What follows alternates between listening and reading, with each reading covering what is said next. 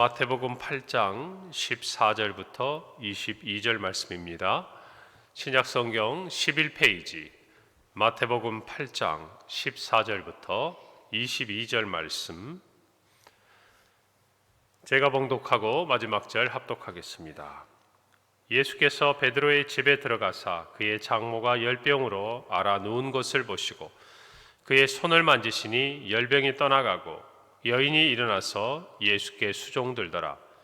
저물매 사람들이 귀신 들린 자를 많이 데리고 예수께 오거늘 예수께서 말씀으로 귀신들을 쫓아내시고 병든 자들을 다 고치시니 이는 선지자 이사야를 통하여 하신 말씀에 우리의 연약한 것을 친히 담당하시고 병을 짊어지셨도다 함을 이루려 하심이더라. 예수께서 무리가 자기를 애워싸는 것을 보시고 건너편으로 가기를 명하시니라.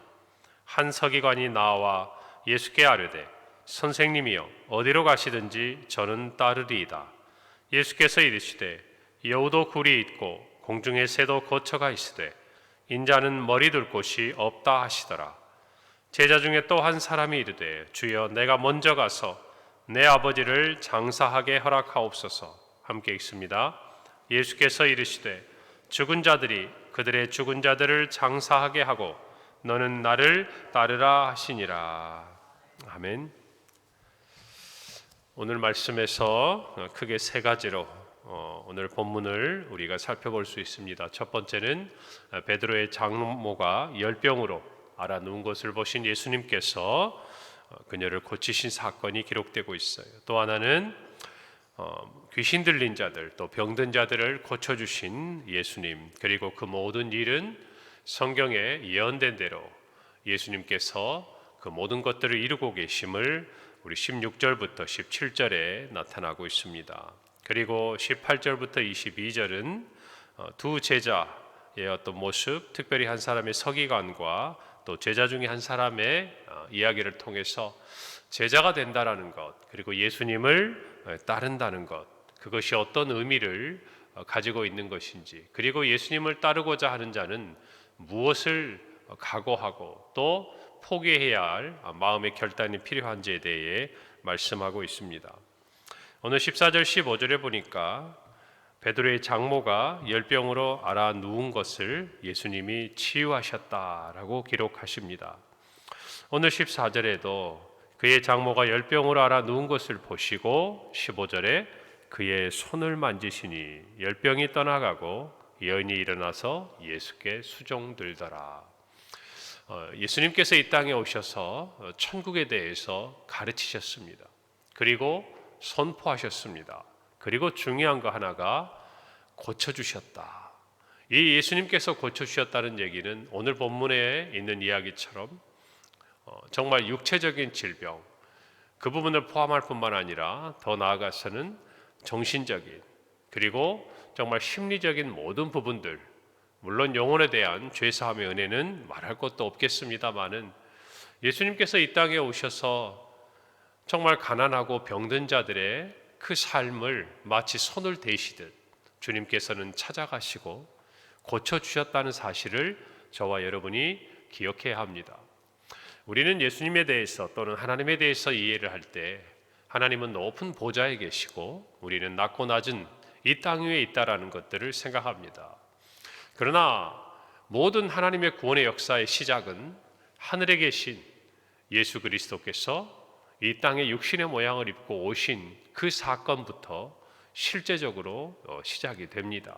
물론 창세전부터 이 모든 것들은 계획이 되었지만, 그러나 우리의 죄를 속죄하시기 위해서 예수님은 친히 이 땅에 오신 것이죠. 그것은 단순히 죄의 문제만을 이야기하는 것이 아닙니다. 죄로 말미암아 인간에게 찾아오게 된 모든 결과들에 대해서도 예수님은 치유하시는 거예요.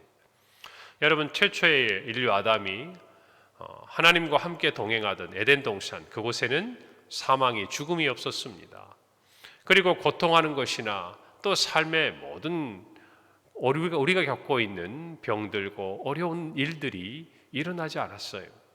그러나 인간의 죄로 말미암아 사망에게 이른 그 순간부터 우리는 그 죄의 결과에 따른 모든 병들고 또 우리가 이 땅에 살아가면서 겪는 모든 어려움들이 우리의 삶에 찾아오게 되는 것입니다.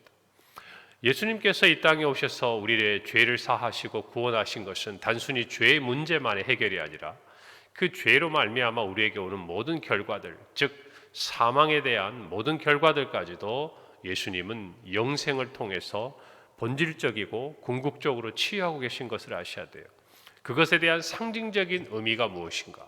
바로 이 땅에 오셔서 많은 환자들을 예수님께서 거쳐주신 것입니다. 오늘 우리의 삶에도 마찬가지예요. 우리의 삶에 찾아오는 고난이 있습니다. 우리도 병이 들기도 하고, 우리도 때로는 경제적인 어려움을 겪고, 사람들과의 관계 속에서 또 마음의 질병으로 힘들어하기도 합니다. 그 모든 자리에 예수님은 찾아오시는 분인 줄 믿으시기 바랍니다. 그리고 우리가 병든 것, 우리가 가난한 것, 우리가 실패한 것, 우리가 낙심한 것, 우리가 좌절한 것, 그 모든 것 위에 우리 주님이 손을 대시고 치유하시고 회복시키는 분임을 믿으시기를 바랍니다. 여러분, 예수님을 만나면 실제적으로 우리의 연약한 것들이 성령의 역사 안에서 치유됩니다. 그리고 예수님께서 오시면 낙심하고 실패한 모든 것들을 회복시키시는 줄 믿으시기를 바랍니다.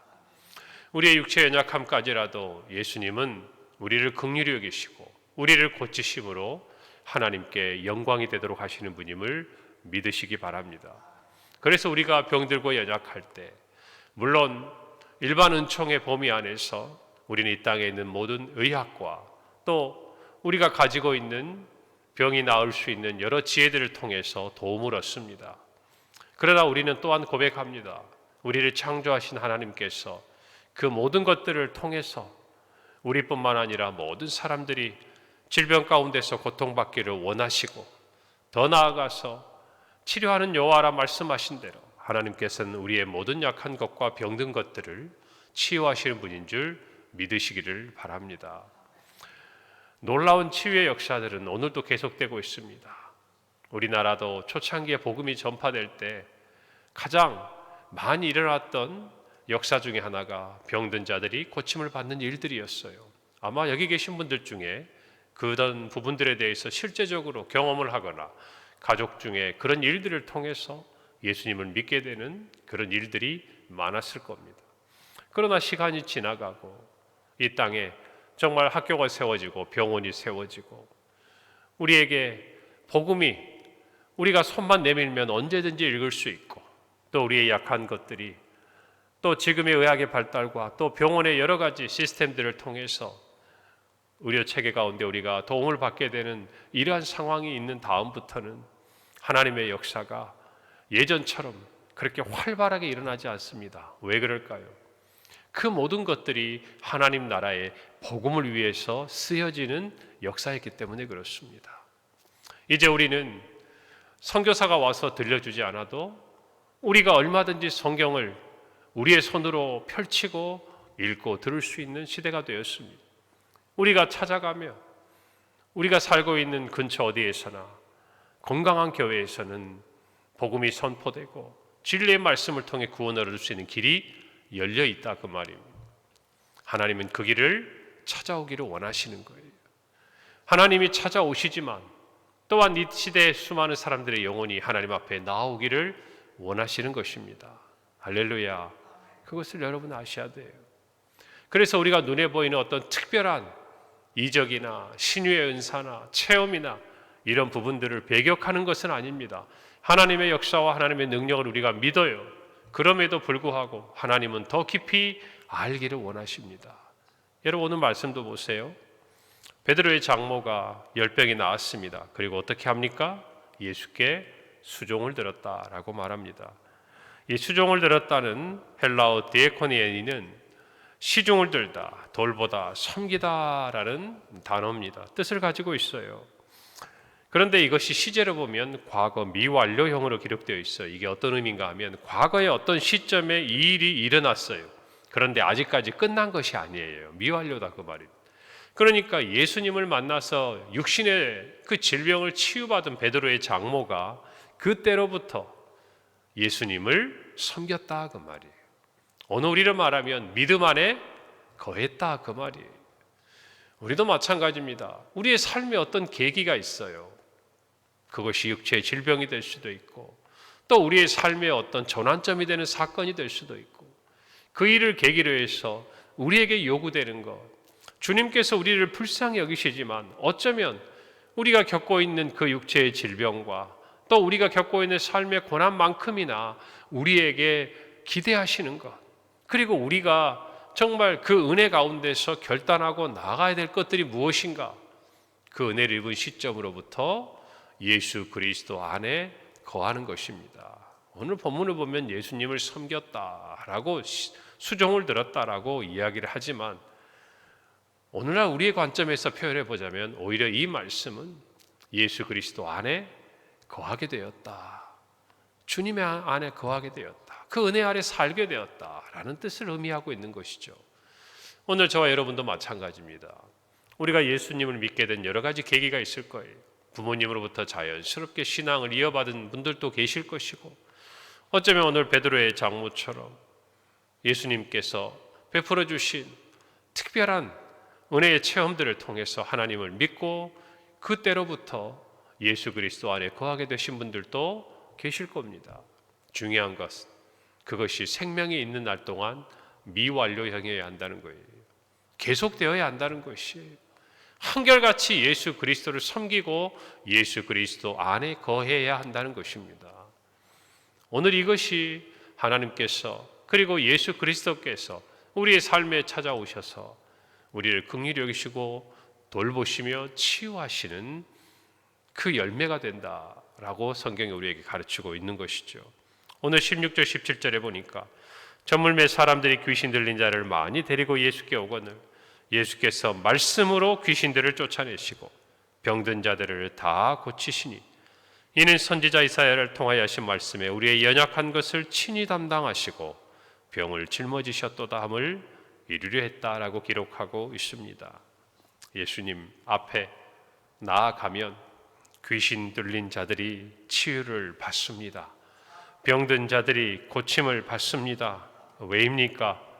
이사야 53장 5절 말씀, 그가 찔림은 우리의 허물 때문이요 그가 상함은 우리의 죄악 때문이라.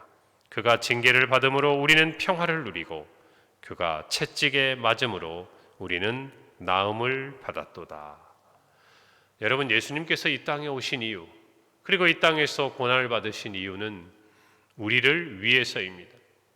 다시 말하면 예수님은 고난을 받으셨지만, 예수님은 하늘 보좌를 버리고 이 땅에 오셨지만, 우리는 예수님을 통해서 자유함을 누리고 치유를 얻고 평화를 누리고 오늘 말씀대로 나음을 받도록 하시기 위해 예수님이 땅에 오셨다는 것이, 이것을 알아야 합니다. 왜 예수님께서 이 땅에 오셨고 하나님께서 독생자를 내어주셨는지를 분명히 알게 되면 우리가 무엇을 얻게 되었는가를 깨닫게 됩니다. 그리고 정말 중요한 거예요. 그것을 누리게 된다, 그 말이에요. 누리게 된다. 여러분, 그래서 신앙이라는 것은 짐을 지는 것이 아닙니다. 예수 그리스도의 이와 같은 사랑과 은혜 안에서 진정한 자유를 누리는 거예요. 복을 누리는 것입니다. 이것을 모르면 마치 우리가 예수님께 어떤 은혜를 입었기 때문에 우리가 무엇인가를 해야 된다라는 의무감으로 나아갈 때가 있어요. 어쩌면 우리의 정서에는 그게 맞는지도 모릅니다. 보답해야 한다.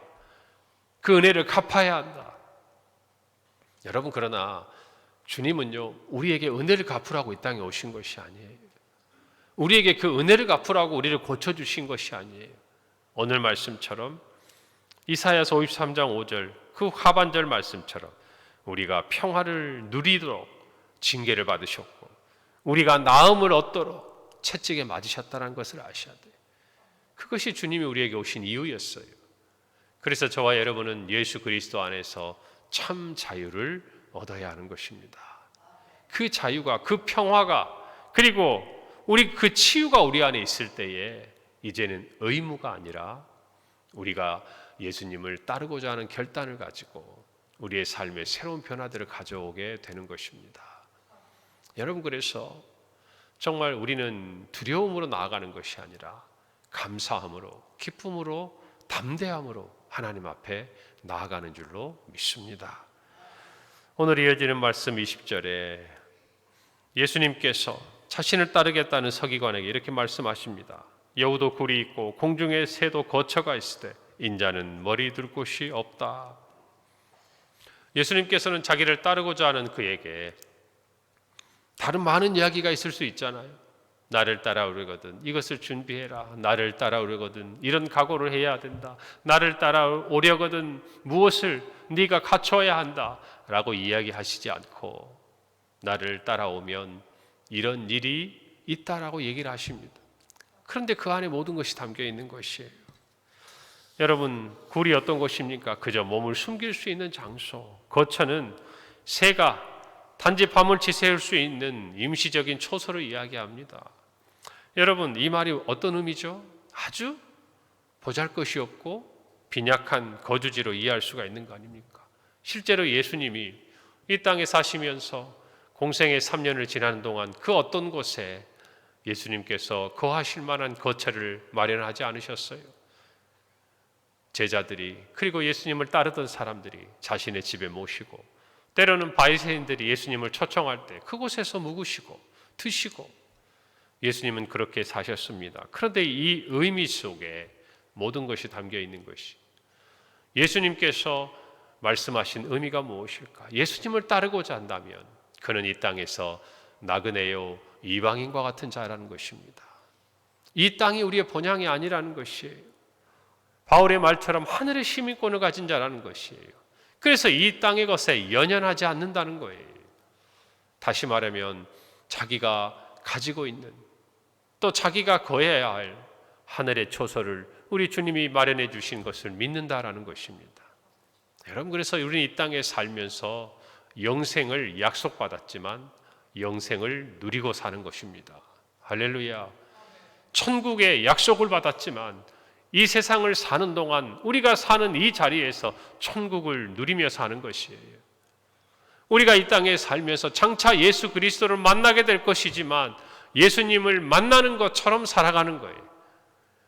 여러분, 이것이 제자여 성도가 가지고 있어야 될 믿음의 모습이라는 겁니다. 여러분, 우리가 이 땅에 살면서 예수님을 따르면서도 놓지 못하는 것들이 많이 있습니다. 많은 사람들은 착각합니다. 예수님을 따르면 이것도 얻고 이것도 치유를 받고 이것도 예수님께서 응답해 주시고, 맞아요. 예수님은 우리의 연약함을 치유하시는 분이고 원하시는 분입니다. 그러나 제자는 그와 같은 예수님의 마음을 알고 예수님을 따름에 있어서 그 어떤 각오를 할 때 세상 사람들이 기대하고 세상 사람들이 찾는 것들과는 다른 것들을 생각해야 하는 것이에요. 우리가 지난 주일에도 말씀드렸지만 예수님을 따른다는 것은요, 좁은 문으로 들어가는 것입니다. 사람을 따르는 것이 아니죠. 생명으로 인도하는 것, 비록 그 길이 사람들이 환영하지 않고 핍박과 박해가 있는 길이라도 그 길로 들어가는 것이 예수님의 제자들이요, 하나님의 자녀들의 나아가야 될 길이라는 것입니다. 오늘 21절에도 제자 중에 한 사람이 이르러 주여 내가 먼저 가서 내 아버지를 장사하게 허락해 달라고 구합니다. 그런데 예수님께서 죽은 자들이 그들의 죽은 자들을 장사하게 하고 너는 나를 따르라고 말씀하십니다. 자녀로서 부모님의 장례, 장사를 지내는 것은 너무나 중요한 것입니다. 부모를 공경하는 것입니다. 그럼에도 불구하고 예수님은 왜 제자에게 이와 같은 말을 하셨을까요? 예수님을 따른다라는 것은 그 어떤 것보다 우선순위에 있어야 한다는 것이죠. 버리라는 말이 아닙니다. 그 사람의 마음속에 심중을 꿰뚫어 본 거예요. 서기관의 마음속에 심중을 꿰뚫어 본 거예요. 예수님은 서기관이 예수님을 따르고자 할 때 그 마음이 어떤 생각을 있는 줄 아신 거예요. 그래서 인자는 머리 둘 곳이 없다라는 그 말씀 속에는 그가 생각하고 그가 결단해야 될 가장 중요한 요소가 있는 거예요. 제자 중에 한 사람이 따르겠다고 했을 때 그의 아버지를 장사해 달라고 하는 그 말 속에는 예수님을 따르기보다 그가 세상에 묶여있고 매여있는 많은 것들, 그 중에 대표적인 거 하나, 그것이 예수님을 따르는 데 있어서 핑계가 되지 못하도록 예수님이 말씀하신 것이지 부모님을 공경하지 말라는 뜻이 아니에요. 우리는 착각해서는 안 됩니다. 중요한 것은 예수님 우리의 마음속으로 아시는 거예요. 어떤 마음으로 따르는지 아시는 거예요. 따르기 위해 어떤 준비가 되어 있고 무엇이 준비가 되어 있지 않은지 아시는 거예요. 아마 다른 사람이었다면 또 그에게 필요한 어떠한 것들을 예수님께서 가르쳐 주셨을 거예요. 오늘 저와 여러분도 마찬가지입니다. 예수님을 따르기 위해 우리 각자가 가지고 있는 하나의 걸림돌들이 있어요. 주님은 그것을 치우라는 것입니다. 그것 때문에 핑계하지 말라는 것이에요. 유대의 장례 절차는 길어요. 그리고 또 어떤 사람들은 이 부분들에 대한 해석을 하면서 아직 돌아가시지 않은 부모님이 언제가 될지 모르는 그 기약을 앞에 두고 장사한 뒤에 따르게 해달라고 이가 구하고 있다고도 말합니다. 예수님을 따른다는 것은 그런 의미가 아니라는 것이죠.